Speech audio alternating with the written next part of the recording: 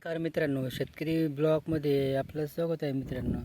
तर पाहू शकता आपण हा कांदा रोप आहे मित्रांनो. आपण त्याला आपण नंतर टाकलेला आहे, हा विकत घेतलेला आहे रोप आहे आपण. तर ते टाकलेलं आहे कांदा रोप. तर त्याला आपण तणनाशक फवारणी दिलेली आहे मित्रांनो. तर 15-20 दिवसानंतर आपण त्याला तणनाशक फवारणी दिलेली आहे. तर त्याला आपण आज परत पाणी देतो, दुसरं पाणी, आणि इकडे पाणी भरायचं चालू त्याला. पाहू शकता मित्रांनो, तर अशा पद्धतीने त्याला तणनाशक दिलेलं आहे. तर पाहू शकता तुम्ही हा तण कसं जळून गेलेलं आहे. पाहू शकता डायरेक्ट पूर्णपणे जळून गेलेलं आहे.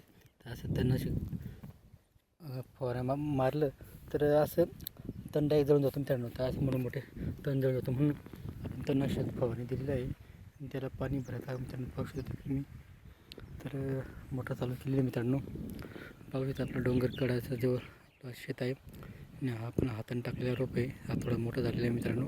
15 ते 20 दिवसांनी ते लागवड करण्यात येईल. आणि हा आपण नंतर टाकलेला रोप आहे मित्रांनो, कांदा रोप. तर आपल्याला काम भरपूर वाढलेलं मित्रांनो, म्हणून आपल्याला मागं एवढं काम येतं. आपण एवढं येतं ते आपल्याला कामं करणं म्हणजे एवढं रोजचं करतं तरी काम आपले आवरलं जात नाही, एवढं आपल्या मागे कामं सुरू झालेलं आहे मित्रांनो. आणि आपण तरी कामं रोजचं करत आहोत मित्रांनो, तरी आपलं काम होत नाही आहे.